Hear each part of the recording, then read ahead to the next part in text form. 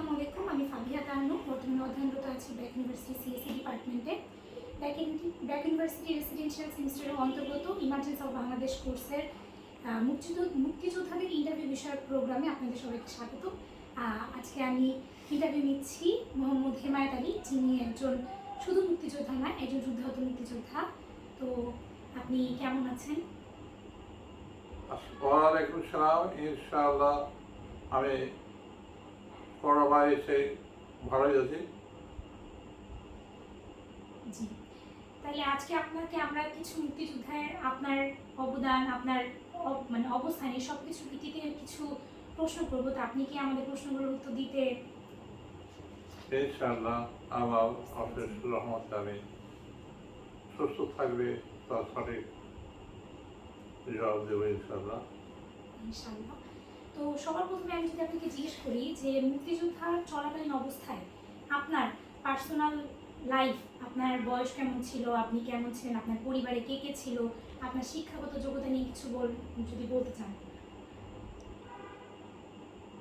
অবিভক্ত ভারতে অষ্টদশ শতাব্দীর পর এক সময়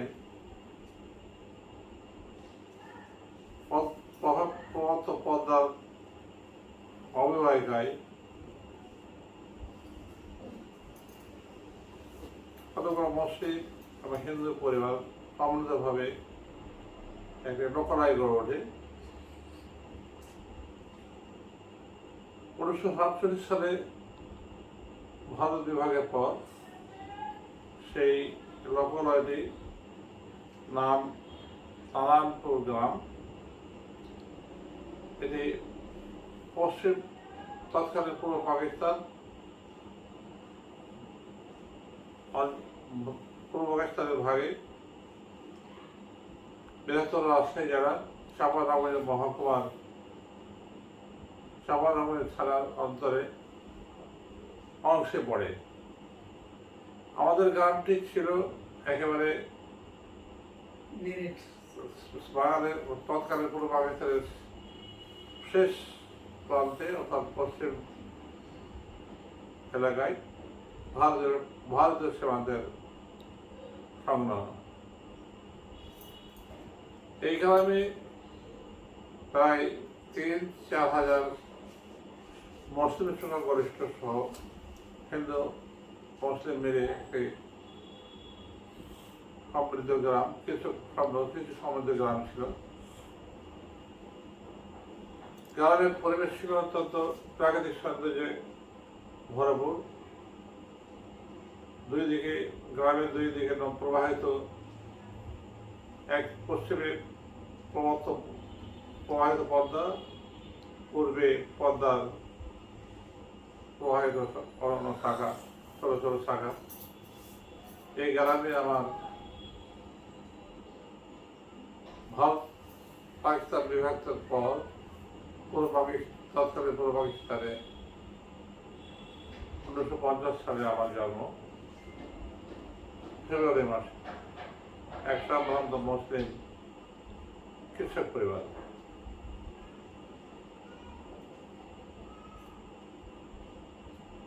তখন গ্রামের শিক্ষিত হার ছিল খুবই কম, তবে ইসলামী চর্চা ছিল খুব উল্লেখযোগ্য। ইসলামিক বিধিবিধান লঙ্ঘন করার মতো কোনো সুযোগ কাউরি ছিল না। মুসলিম পদের সবাই নিয়মিত নামাজ পড়ত। আমার প্রকৃতিমহ কয়েকটি গ্রামের ঈদগাহ জামাতের ইমাম ছিলেন।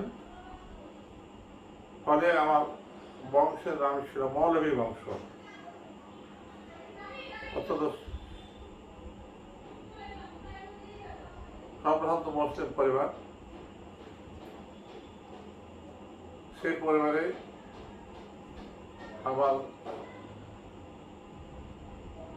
1950 সালের 11ই ফেব্রুয়ারি আমি জন্মগ্রহণ করি। আমরা 11 ভাই বোন, 5 ভাই এবং 6 বোন। তার মধ্যে 3 ভাই এবং 2 বোন অকালেই শৈশবেই মৃত্যুবরণ করে। আমি আমার বাবা মার 11 সন্তানের মধ্যে 8ম সন্তান।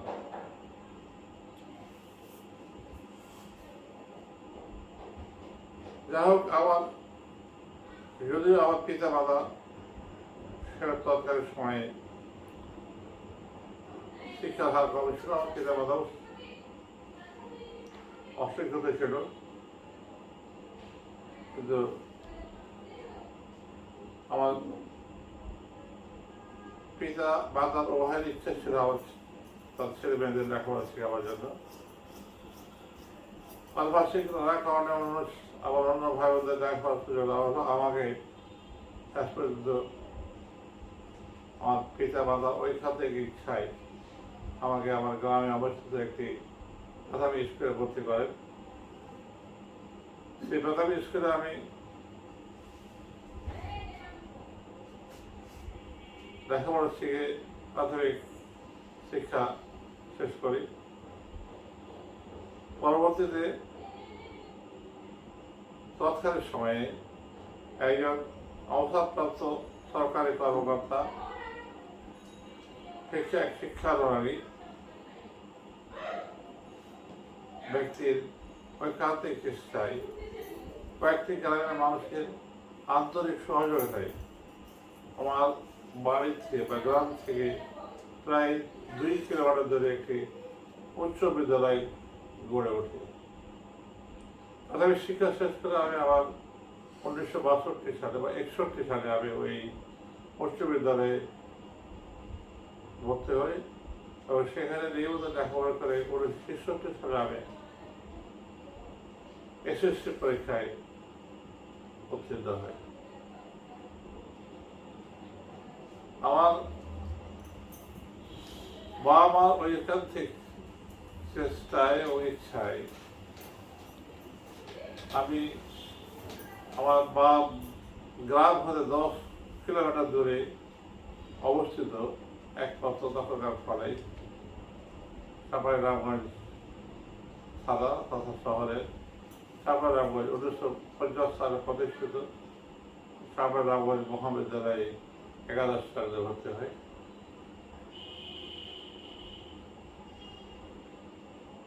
আমি আমাকে সাধারণ একজন কৃষক পরিবারের সন্তান হিসাবে কোনো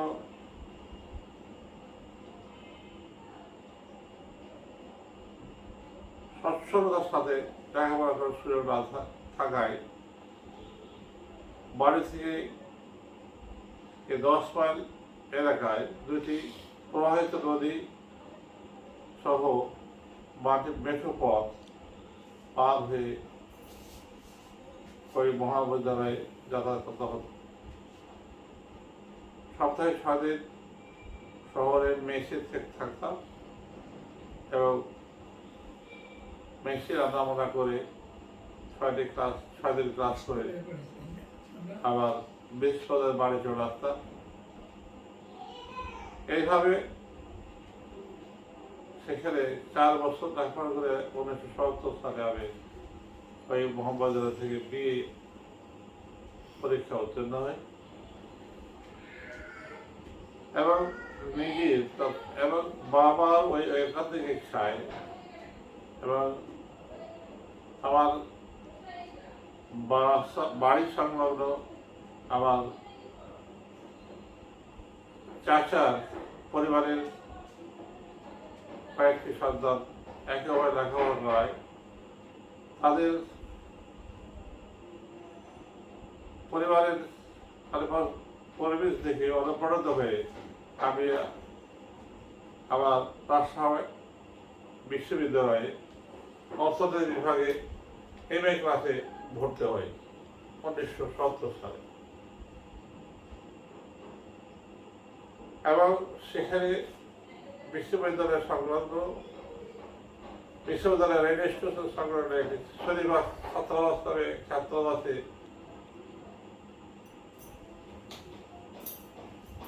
থেকে নিয়মিত ক্লাস করি এবং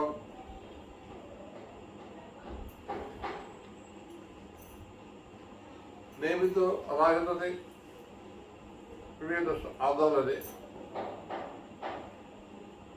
আমরা ছাত্ররা বিশেষ করে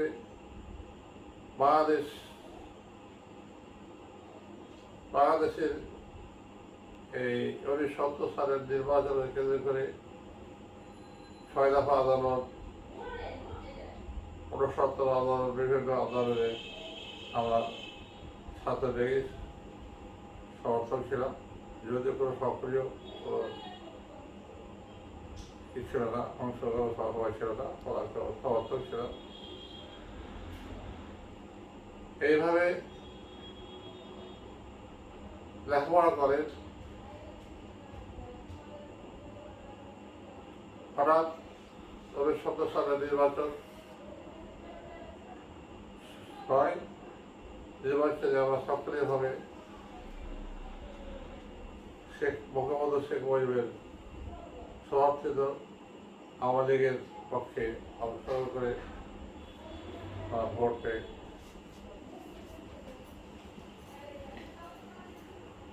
সক্রিয় ভূমিকা পালন করি এবং এরপরে ইতিহাস সকলেই জানা, দেশের রাজনৈতিক পরিস্থিতি স্বাধীনতা আন্দোলন শুরু হয় এবং এই আন্দোলনে প্রাথমিক পর্যায়ে রাজশাহীতে পাক হানাদার বাহিনী বা পাক বাহিনী সাথে ছাত্র আন্দোলনকারীদের সংঘর্ষ শুরু হয়েছে। আচ্ছা, আপনি বললেন আপনি রাজশাহী বিশ্ববিদ্যালয়ে অর্থনীতি বিভাগে 1970 সালে ভর্তি হয়েছিলেন। তার মানে মুক্তিযুদ্ধ চলাকালীন অবস্থায় আপনি অর্থনীতি বিভাগেরই একজন শিক্ষার্থী ছিলেন? হ্যাঁ, আমি অর্থনীতি বিভাগে তখন শেষ বর্ষের ছাত্র। প্রথম বর্ষ উত্তীর্ণ হয়ে শেষ বর্ষে উত্তীর্ণ হয়েছে, প্রথম বর্ষ পরীক্ষা দিয়ে শেষ বর্ষে উত্তীর্ণ হয়েছে। জি, তো এই সময় বাংলাদেশের অর্থনৈতিক অবস্থা কিরকম ছিল এবং মানে দেশের পরিস্থিতি অর্থনৈতিকভাবে, যেটা আমরা জানি যে পূর্ব পাকিস্তানিরা আমাদের দেশের পশ্চিম পাকিস্তানিরা পূর্ব পাকিস্তানকে অর্থনৈতিকভাবে সম্পূর্ণরূপে ঘিরে ধরেছিল। তো এই পরিস্থিতি বর্ণনায় আপনার কি মনে আছে এবং আপনি কি বলতে চান? এটা অনেক সত্য কথা। আমরা পূর্ব পাকিস্তানের লোকজন ছিলাম অত্যন্ত অবহেলিত। আমাদের রাস্তাঘাট ছিল অত্যন্ত অনুন্নত, সেরকম কোনো যোগাযোগ ব্যবস্থা সেরকম ছিল না। আমাদের ট্রেন যোগাযোগ ছিল রাজশাহী পর্যন্ত, কিন্তু লোকালয়ে গ্রাম থেকে গ্রামে রাস্তাঘাট ছিল অত্যন্ত অনুন্নত। পায়ে হেঁটে কাদা মাটি পা দিয়ে যাতায়াত করতে হতো। অর্থনৈতিক অবস্থাও অত্যন্ত খারাপ ছিল মানুষ অত্যন্ত সাধারণভাবে জীবনযাপন করত। অভাব ছিল প্রতিটি ঘরে, মানুষ দিন আনে দিন খেতে, এরকম অবস্থা। কিছু পরিবার যাদের আমাদের জমি ছিল তারা কোনো মতে জমি চাষাবাদের খেত। আর অসম্ভব শিক্ষিত লোক যারা চাকরিজীবী তারা সাধারণভাবে যোগাযোগ করত। এবং পুরো যুদ্ধ চলাকালীন যে সময়টা 1971 সালে মার্চ থেকে ডিসেম্বর পর্যন্ত, এই সময় পাকিস্তানিরা কিরকম ভাবে অর্থনীতিকে আরো বেশি প্রভাবিত করেছিল পূর্ব পাকিস্তানিদের জন্য?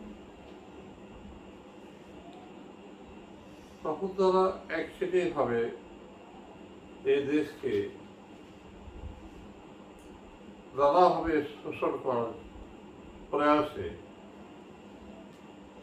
এদেশের যা সম্পদ, জাতীয় সম্পদ, নিজস্ব সম্পদ সব কিছুই তারা লুট করে পাকিস্তানের উন্নয়নে, পশ্চিম পাকিস্তানের উন্নয়নে তারা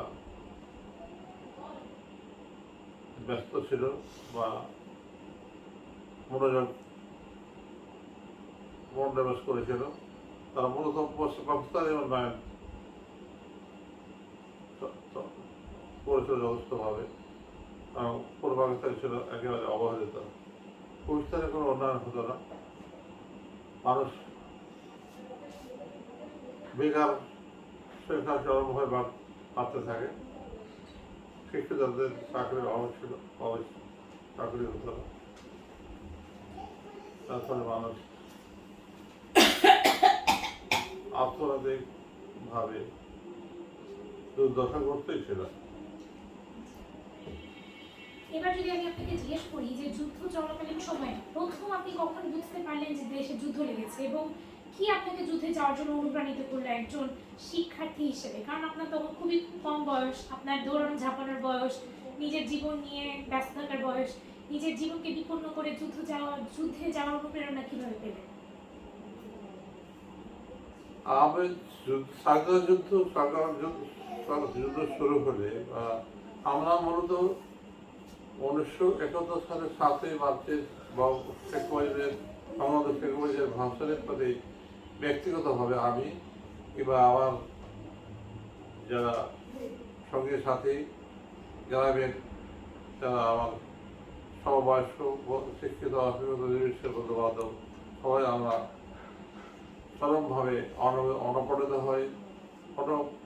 হয়ে এই 7ই মার্চের ভাষণে এবং বঙ্গবন্ধুর আহ্বানে, সেটাই আমরা ভাষণে আমরা মনে করেছিলাম যে আমাদের পাক বাহিনীর সাথে যুদ্ধ করতে হবে এবং দেশ স্বাধীন করতে হবে। যখন কথায় আছে যে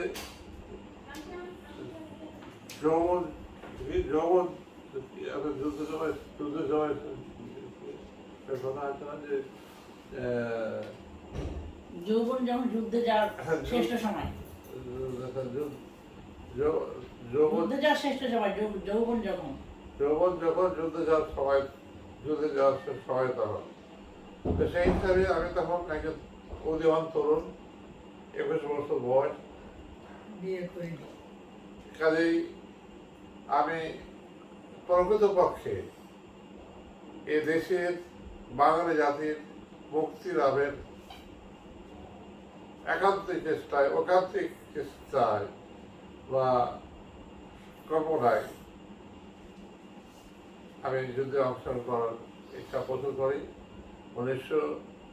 যখন এপ্রিল মাসে রাজশাহী শহরে পাক বাহিনী গোলাগুলি করে সম্ভবত 19 এপ্রিল, তখন আমরা রাজশাহী বিশ্ববিদ্যালয় থেকে আমরা সবাই সকল ছাত্ররা হল ত্যাগ করে বা মেস ছেড়ে পায়ে হেঁটে এই সুদূর প্রত্যন্ত পল্লী গ্রামে আমরা সকলে চলে যাই, নিজ বাড়িতে চলে যাই। আবার সেখানে আমরা সহবাসী বা সহপাঠী সহ গ্রামের তরুণরা আমরা গ্রামে বসে জল্পনা কল্পনা করি এবং রেডিওর মাধ্যমে খবর জানতে পারি যে স্বাধীনতা যুদ্ধ শুরু হয়েছে এবং আমার গ্রাম দিয়ে পশ্চিম মার্চের পাকিস্তান হানাদাররা আক্রমণ করলে, ঢাকায় হত্যাযজ্ঞ শুরু করলে, বিভিন্ন পুলিশ এবং তৎকালীন ইপিআর বাহিনী এবং সশস্ত্র বাহিনীর লোকজন স্বাধীনতা যুদ্ধে অংশগ্রহণের উদ্দেশ্যে নিজ নিজ অবস্থান ছেড়ে ভারতে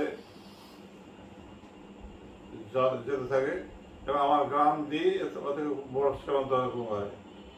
এই দেখে আমরা তরুণরা চরমভাবে অনুপ্রাণিত হই যে আমরাও যুদ্ধে যাব আমাদের লালিত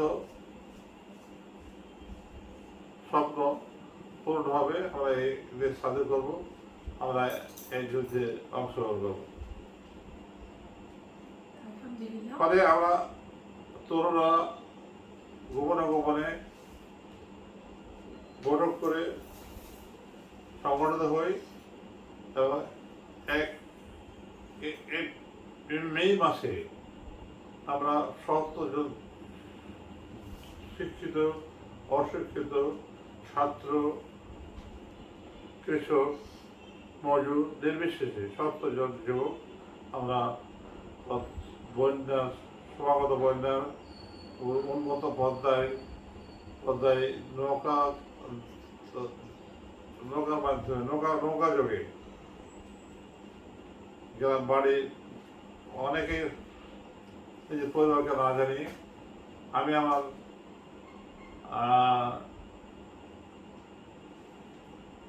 সদ্য বিবাহিতা বা আসন্ন প্রসবা কিশোরী বধূকেও না জানিয়ে আমি ওই শর্তজনের সাথে দলে সামিল হয়ে যুদ্ধে অংশগ্রহণের জন্য সীমান্ত অতিক্রম করি এবং জি, আপনি এখানে বললেন যে আপনার সদ্য বিবাহিত এবং সন্তান সম্ভবা স্ত্রীকে আপনি রেখে যুদ্ধে মানে গমন করেছিলেন, তাহলে মানে এটা হচ্ছে মে মাসের কথা। জি, তাহলে এই যে মে মাসের পূর্ববর্তী আপনি অ্যাকচুয়ালি একজন মুক্তিযোদ্ধা হিসেবে একজন যুদ্ধে অংশগ্রহণ করেন। তো এই মুক্তিযোদ্ধার বাকি যে মে মাস থেকে ডিসেম্বর মাস পর্যন্ত চলে, এই সময়ে এই যে পরিবারকে রেখে যে আপনি গেছেন এবং আপনার সন্তান সম্ভবা বউকে রেখে গেছেন, এই অনুভূতিটা কেমন ছিল? অনুভূতিটা একমাত্র দেশকে স্বাধীন করার ওখান থেকে ইচ্ছা এবং পাকিস্তানের ক্রমাগত নির্যাতন এবং শাসনের বিরুদ্ধে সংগ্রামী মনোভাবের কারণে এই সমস্ত কিছু ত্যাগ করে স্ত্রীর প্রেম ভালোবাসা বাবা মার স্নেহ মায়া মমতা সব কিছুকে উপেক্ষা করে যুদ্ধে অংশগ্রহণ করার জন্য ইচ্ছা পোষণ করে সিদ্ধান্ত গ্রহণ করে এবং দলবদ্ধভাবে এই 70 জন একসাথে এই সীমান্ত অতিক্রম করে ভারতে যায়। এর পরবর্তীতে যুদ্ধটা কিভাবে করলেন, কার সাথে করলেন এবং পাকিস্তানিদের বর্বরতা? ভারতে যাওয়ার পরে আমরা মালদা জেলার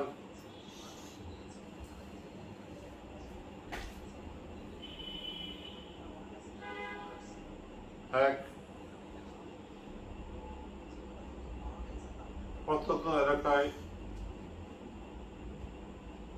ভারত সরকারের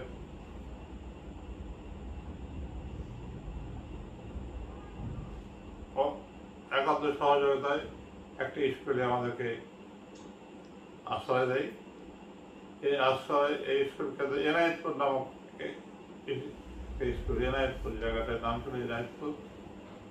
সেখানে আমরা কয়েকদিন ওখানে ওরা যুদ্ধে ট্রেনিংয়ে যাওয়ার প্রাথমিক প্রস্তুতি হিসাবে আমরা দৈহিক অনুসরণ করি এবং এক পর্যায়ে আমাদেরকে একদিন 10-15 দিন পর ট্রাক যোগে মালদা জেলার গৌড় এলাকায় গহীন আমের জঙ্গলে স্থাপিত মুক্তিযোদ্ধা ট্রেনিং ক্যাম্পে আমাদের নিয়ে আসে। সেখানে এক অকল্পনীয় পরিবেশ, চতুর্দিকে এই প্রাক ঐতিহাসিক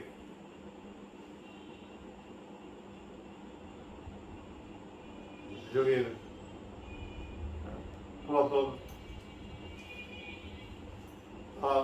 মানে ধ্বংসস্তূপ এবং ঐতিহাসিক নানা স্থাপনা সেখানে অবস্থিত, যেমন বারোদুয়ারি মসজিদ, কদম রসুল মসজিদ, এইরকম নানা ঐতিহাসিক স্থাপনা আমরা দেখি। এবং সেই গোড় বাগান এলাকায় বিরাট বিরাট মুক্তিযোদ্ধাদের ট্রেনিংয়ের জন্য ব্যারাক নির্মাণ করা হয়, উপরে টিনের চাল এবং বাঁশের বেড়া দিয়ে, এবং বাঁশের তৈরি বিছানা খাটিয়া। এখানে আমাকে আশ্রয় দেওয়া হয়। সেখানে আরও অনেক বিভিন্ন জেলা থেকে, উত্তরবঙ্গ নানা জেলা থেকে, দিনাজপুর, বগুড়া, রাজশাহী, এরকম বিভিন্ন অঞ্চল থেকে অনেক মুক্তিযোদ্ধা সেখানে ওখানে ট্রেনিংয়ের জন্য প্রাথমিক প্রশিক্ষণের জন্য সেখানে আশ্রয় দেয়। সেখানে আমরা 15 দিন মতো খালি হাতে দৈহিক প্রশিক্ষণ করি, এবং কোনো একদিন রাত্রিবেলায় আবার ট্রাক যোগে আমাদের 100 জনকে, আমাদের যারা একসাথে একই এলাকার লোক, ট্রাক যোগে আমাদেরকে এক অজানা এলাকার উদ্দেশ্যে নিয়ে যায়। আর সারা রাত ট্রাক যোগে ভ্রমণ করে আমরা একসময় পশ্চিমবঙ্গের শিলিগুড়ি গহীন জঙ্গলে এক প্রখ্যাত চা বাগানের পাদদেশে নির্মিত, মুক্তিযোদ্ধাদের জন্য নির্মিত সশস্ত্র প্রশিক্ষণ ক্যাম্পে আমাদেরকে নিয়ে যায়। সেখানে অসংখ্য মুক্তিযোদ্ধা রামনগর থেকে সমস্ত জেলা থেকে প্রায় 20-25 হাজার মুক্তিযোদ্ধা বিভিন্ন তাঁবুতে আশ্রয় দিয়ে বিভিন্ন কোম্পানিতে বিভক্ত হয়ে আমাদেরকে প্রচারণ শুরু করে। পাকিস্তান, ভারতীয় সেনাবাহিনীর সদস্যরা মেজর থেকে মেজর, ক্যাপ্টেন, হাবিলদার, সিপাহী, নানা রাখেন। সেখানে এক প্রবত্ত এক ঝর্ণা ছিল, প্রবল স্রোতধারা বিশিষ্ট এক ঝর্ণা। ঝর্ণার সংলগ্ন পাহাড়, চতুর্দিকে পাহাড়। এই ঝর্ণার পাশে চা বাগানের জঙ্গলের ভেতরে ক্যাম্পে আমরা অবস্থান করে এবং প্রশাসন অবস্থা রাখি। এভাবে 1 মাস আমরা একনিষ্ঠভাবে তারা প্রশিক্ষণ গ্রহণ করি। অস্ত্র, রাইফেল, SMG, LNG, গ্রেনেড নিক্ষেপ সহ নানা রকমের প্রশিক্ষণ গ্রহণ করি। 1 মাস প্রশিক্ষণ শেষে আমাদেরকে আবার কোনো একদিন ওই রকম ট্রাক যোগে আবার ভারতের মালদহ জেলার ভিতর দিয়ে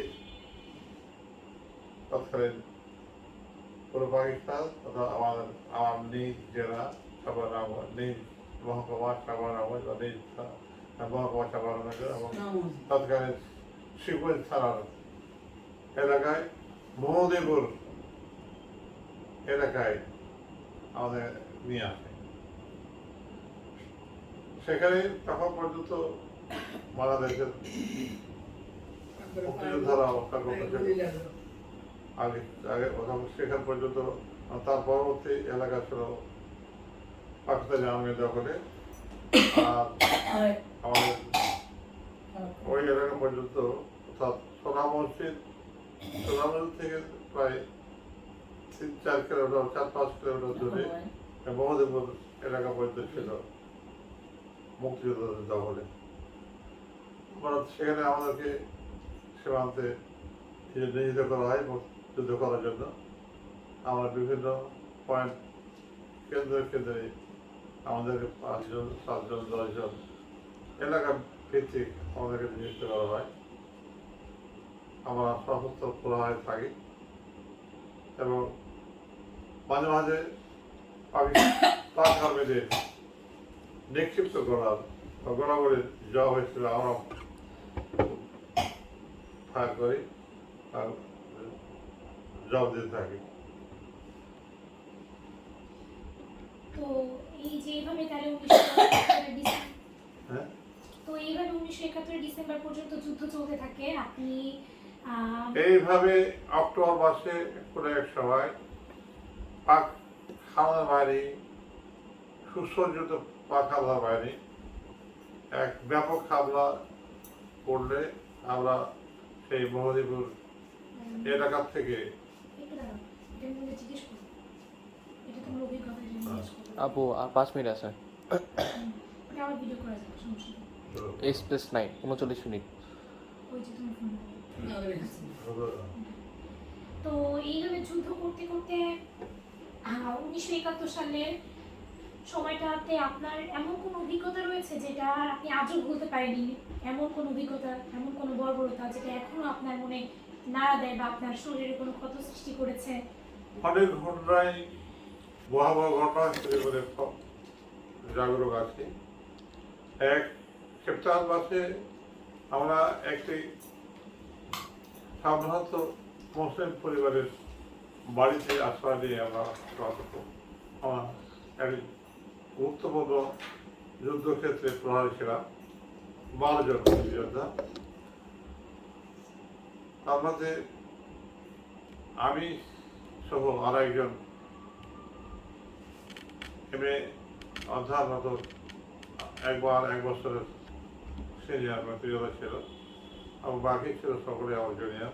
একজন ক্লাস 9-এর ছাত্র ছিল, একজন ক্লাস 10-এর 10 সালের ছাত্র ছিল, একজন প্রাক্তন পুলিশের নায়ক ছিল। এই 12 জন আমরা একটা বাড়িতে একটা গুরুত্বপূর্ণ স্থানে আমরা প্রভাবে নিয়ে গেছিলাম। হঠাৎ একদিন সকালে আমরা মানুষের ভয় হাল্লা চিৎকার শুনতে পাই খুব সকালে, এবং তাৎক্ষণিকভাবে জানতে পারি যে পাঞ্জাবিরা শত শত পাঞ্জাবি অনেক নৌকা যোগে নদী পার হয়ে এপারে এসেছে। অর্থাৎ আমরা যে প্রভাবিত একটি সদস্যের নদীর তীরে আমাদের অবস্থান ছিল, সেখানে আমাদের পারে তারা আসছে আমাদের আক্রমণ করার জন্য, মুক্তিযোদ্ধাদের অবস্থান আক্রমণ করার জন্য। শতাধিক নৌকা যোগে সেই নদী অতিক্রম করে আমাদের অবস্থান ক্ষেত্রে আক্রমণ করে। আমরা যে এখানে ছিল সেখান থেকে অনুমান 200 দূরে তারা প্রথমে গ্রামে নৌকা যোগে পার হয় এবং নির্বিবাদে গোলাগুলি শুরু করে। এই অবস্থা দেখে আমরা তখন আমাদের কাছে মাত্র আমরা 12 জন লোক, আমাদের সাহায্যের জন্য আর কোনো উপায় ছিল না। কোনো দিক থেকে, কোনো এলাকা থেকে, অন্য কোনো অবস্থান থেকে আমাদেরকে সাহায্য করবে এমন কোনো সুযোগ ছিল না। আমরা নিরুপায় হয়ে পড়েছিলাম। এই অবস্থায় দেখে আমরা ওই বাড়ি ত্যাগ করে ওখান থেকে চলে আসি, বের হয়ে যায় এবং গোলাবাড়ি আমরা জব দিতে থাকি। কিন্তু পাক বাহিনী ছিল অত্যন্ত সুসজ্জিত এবং হেভি অস্ত্রে তারা সুসজ্জিত ছিল। আমাদের কাছে সাধারণ 383 রাইফেল এবং এক্সট্রা ছাড়া আর কিছু ছিল না। তাই তাদের জব দেওয়া আমাদের পক্ষে একেবারে মানে কি বলা দেখে মানে অসম্ভব ছিল। কাজে তখন ছিল যত সম্ভব ভাদ্র মাস বা শ্রাবণ মাস, চতুর্দিকে বন্যা। আমরা নির্ভয় বাধ্য হয়ে ওই গলাগুলির ভিতরেই গোয়াগুলি তখন অজস্র বৃষ্টির মতো করে আমাদের মাথার মধ্যে আসতেছে, গুলি বছর হতেছে। ওই অবস্থায় আমরা আমাদের অবস্থা ত্যাগ করে আমরা নদীতে ঝাঁপিয়ে পড়ি, প্রবাহিত নদীতে। নদী কোনো মতে নদী পার হয়ে আমরা পিছনে সরে সোনামসের প্রাঙ্গণ পর্যন্ত আমরা সরে আসি এবং সেখানে দেখি যে সীমান্তে অবস্থানকারী সকল মুক্তিযোদ্ধা পাকিস্তানের বাইরের চাপে সুসজ্জিত হেভি অস্ত্র সজ্জিত, ভারী অস্ত্র সজ্জিত পাক বাহিনীর আক্রমণে আমরা পিছনে সরে সোনামসের প্রাঙ্গণে আমরা সব সমাবেত হই। সেখানে কয়েক হাজার মুক্তিযোদ্ধা আমরা একত্রিত হই এবং এই সমাবেশে captain Jahangir, colonel Nuruzzaman, captain Mohiuddin Jahangir এবং কর্নেল তৎকালীন নুরুজ্জামান মেজর নুরুজ্জামান আমাদের সমাবেশে বক্তৃতা দান করে, এক জলবায়ু বক্তৃতা। যে বক্তৃতায় আমরা সকলেই আমাদের প্রতিজ্ঞা করে আমরা এবার যুদ্ধ শুরু হলে আমরা জীবন দেব, কিন্তু পিছনে সরে আসবো না। এই প্রতিজ্ঞাবদ্ধ হয়ে আবার আমরা নতুনভাবে অবস্থান ক্ষেত্রে, নির্বাচন অবস্থান ক্ষেত্রে আমাদেরকে নিয়োগ করা হয় সোনামসজিদের প্রাঙ্গণ বরাবর। ওখান পর্যন্ত পাখা আইনদের দখলে চলে গেছিল। আমাদের সোনামসজিদের আমাদের হাতে তখন মাত্র 3-4 কিলোমিটার আমাদের মুক্তিযোদ্ধাদের তখন দখলে ছিল। আমরা সোনামসজিদের একেবারে প্রাঙ্গণ ঘেঁষে আমরা অবস্থান ক্ষেত্র তৈরি করে সেখানে অবস্থান করি এবং এখানে থাকাকালীন অক্টোবর মাসের প্রথম দিকেই একবার পাকা আবার আমাদের আক্রমণ করে। আমরা ছিলাম পজিশনে। এখানে আমরা তখন যুদ্ধ শুরু করি, আমরা সাথে পাকা সাথে ব্যাপক যুদ্ধ হয়। যুদ্ধে উভয় পক্ষ ব্যাপক যুদ্ধের পরে এবং কিছু ক্ষয়ক্ষতি উভয় পক্ষের হওয়ার পরে তারা পিছনে সরে যায় এবং আমরা আমাদের অবস্থানে বহাল থাকি। এর কয়েকদিন পরে 14 অক্টোবর 1971 অক্টোবর আমাদের নেতৃত্বে থাকা যুদ্ধের ক্ষেত্রে নেতৃত্বে থাকা ক্যাপ্টেন মহিউদ্দিন জাহাঙ্গীর একটি গোপন তথ্য পান যে সামনে 2 কিলোমিটার দূরে অবস্থিত একটি টাকসাল থেকে আমার গ্রাম, সেখানে কিছু রাজাকর আছে, তাদের সাধারণ রাস্তা আছে। কাজে এই আনসারদের, এই রাজাকারদের আক্রমণ করে আমাদের অস্ত্রগুলি আমার তার কাছ থেকে উদ্ধার এবং তাদেরকে বন্দি করার জন্য আমাদের সিদ্ধান্ত হয়। ক্যাপ্টেন জাহাঙ্গীর মুক্তিযোদ্ধাদের সমবেত মুক্তিযোদ্ধাদের উদ্দেশ্যে এক জ্বালানি আক্রমণ দিলে আমার সকলেই উদ্বুদ্ধ হই এবং তখন বেলা 12টা বা 1টা আমরা খাবার জন্য আমাদের দল পরিবর্তন হওয়ার কথা, কিন্তু তার বক্তৃতায় এমনভাবে উদ্বুদ্ধ হলাম যে আমরা আর খেতে যাব না, যুদ্ধে আগে আনসারদের ওই রাজাকারদের ধরে বন্দি করে নিয়ে আসা করে তারপরে খেতে যাব। এই সিদ্ধান্তে গ্রহণ করে আমরা ক্যাপ্টেন জাহাঙ্গীরের নেতৃত্বে রওনা দিই যুদ্ধের ক্ষেত্রে। তখন কার্তিক মাস 14 অক্টোবর গায়ে সকলের গায়ে কারি হাফ প্যান্ট, গায়ে একটা গেঞ্জি কিংবা হাফ শার্ট, কারি গামছা, কারি বিছানার চাদর মাঝে বাঁধা। আমার কাছে ছিল মাত্র একটা হাফ শার্ট, একটা ছোট লুঙ্গি পরনে এবং বিছানায় একটা চাদর আমার কাছে এছাড়া আমার হাত 100 জন মতো মুক্তিযোদ্ধা সারিবদ্ধ করে টাকসাল থেকে আমাদের যাত্রা করি পায়ে হেঁটে মাঝামাঝি স্থানে জায়গায় নির্দেশনা দিয়ে অগ্রসর হতে থাকে।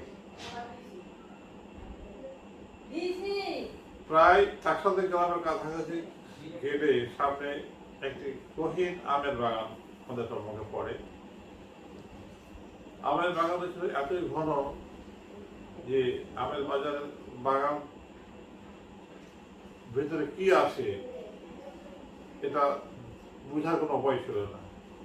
আমরা বাগানের কাছাকাছি হতেই হঠাৎ আকস্মিকভাবে হেভি মেশিন গানের ফায়ার শুরু হয় আমাদের প্রতি। অকল্পনীয়ভাবে আমাদের প্রতি আক্রমণ করা হয় এবং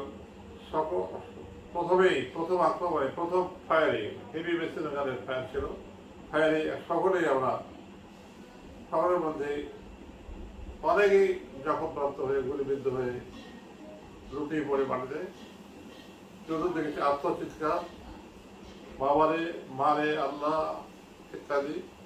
ক্যাপ্টেন জাহাঙ্গীর চিৎকার করে বলতে থাকে, তোমরা ফায়ার করো, ফায়ার করো, ফায়ার করো, ফায়ার করো, ফায়ার করো। আমরা যেভাবে পারি, যে অবস্থায় পারি, আমাদের থাকা সাধারণ অস্ত্র দিয়ে আমরা জাল দিয়ে থাকি। এতে কিন্তু হেভি মেশিন গানের ফায়ারের মোকাবেলায় আমাদের ছাত্র একেবারে ক্যাপ্টেন জাহাঙ্গীরের সাথে ছিল, বাকি সবার কাছে এসে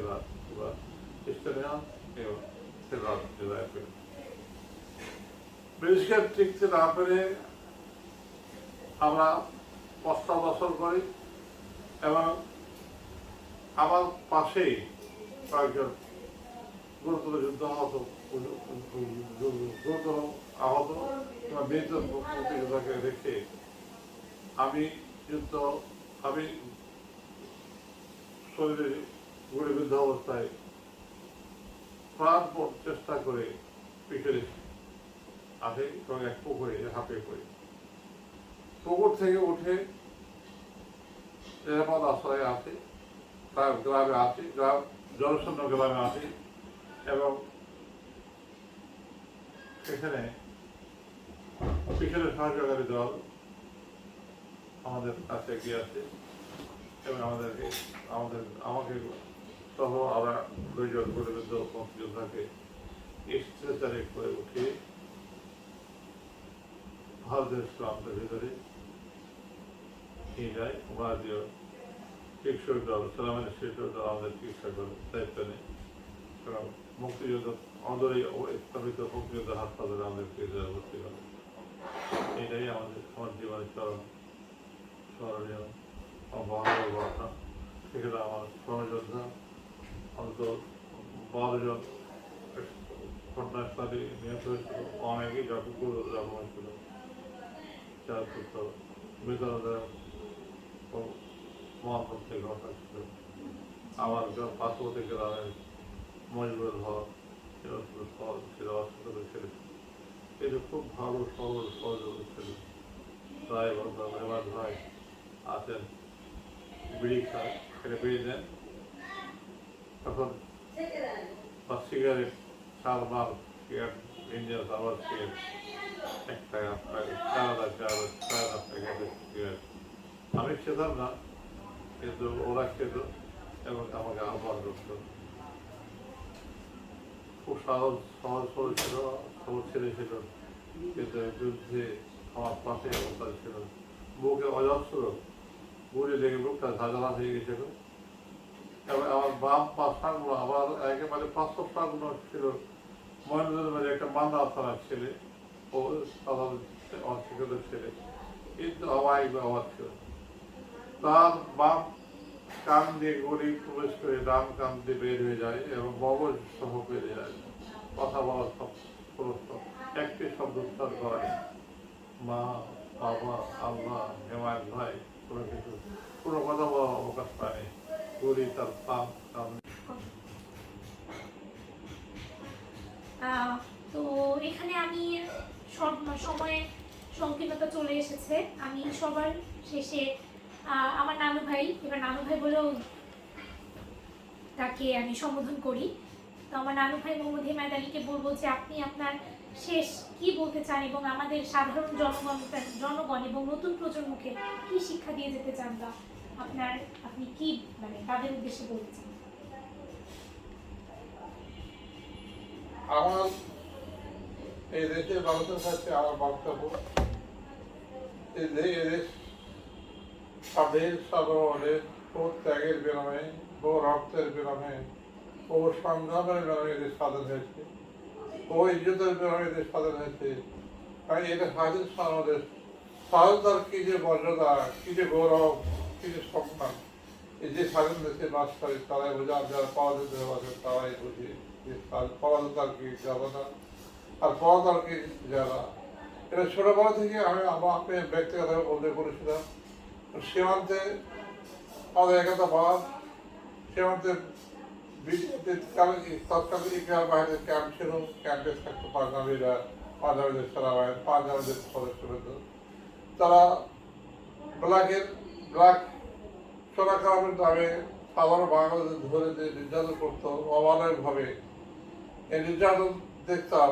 তাদের কাছে কান্নাকাটি করে হাত পা ধরে কিছু তারা বুঝতো না, কিছু বলার কিছু দেশভাবে নির্যাতন করলো চোরাকামারি। তখন থেকে আমার ব্যক্তিগতভাবে আমি পাঞ্জাবিদের পাঞ্জাবি প্রতি বাহিরের প্রতি ফসলের প্রতি আমার তীব্র ঘৃণা ছিল এবং প্রতিবাদ ছিল। এই অনুভূতি থেকেও আমার যুদ্ধে আমার একটা অন্যতম কারণ ছিল। কাজে স্বাধীনতার এটা একটা স্বাধীন সার্বদেশ, আমরা অনেক ত্যাগের বিনিময়ে, অনেক রক্তের বিনিময়ে, অনেক সংগ্রামে স্বাধীনতা পেয়েছি। এই দেশ থেকে স্বাধীনতাকে যাতে রক্ষা হয় সেই জন্য সকলকেই ঐক্যবদ্ধ থাকা উচিত এবং আন্তরিক থাকা উচিত, দেশকে ভালোবাসা উচিত, দেশের এই জাতিকে ভালোবাসা উচিত। স্বাধীনতা সাধারণত কোনো অবর্জনা হয়, কোনো অসম্মান না হয়, সেই জন্য সকলেরই পরিষ্কার থেকে ইচ্ছা এবং বলতো থাকা উচিত, ইচ্ছা থাকা উচিত। এটাই আমার একমাত্র সকলের কাছে, জনগণের কাছে আবেদন, যাতে সন্তান সাধারণত অসম্ভ থাকে, শক্তিশালী হয়, মন্ডল সম্পন্ন হয়। কষ্টের বিনিময়ে স্বাধীনতা এনেছি। তাহলে এখানেই শেষ হচ্ছে আমাদের আজকের মুক্তিযুদ্ধর একজন যুদ্ধাহত মুক্তিযোদ্ধার ইন্টারভিউ সেশন। অনেক কিছু জানতে পারলাম, অনেক কিছু বুঝতে পারলাম। এবার এটা আমাদের দায়িত্ব, মুক্তিযোদ্ধারা আমাদেরকে যে সার্বভৌমতা এনে দিয়েছে সেটাকে ধরে রাখার। ইনশাআল্লাহ আমরা সাধারণ জনগণ, বিশেষ করে আমরা যারা উজ্জীবিত জনতা, যারা নতুন প্রজন্ম, তারা বিষয়টি সম্পর্কে সচেতন হব এবং নিজেদের দেশের স্বাধীনতা রক্ষার্থে নিজেদেরকে সবসময়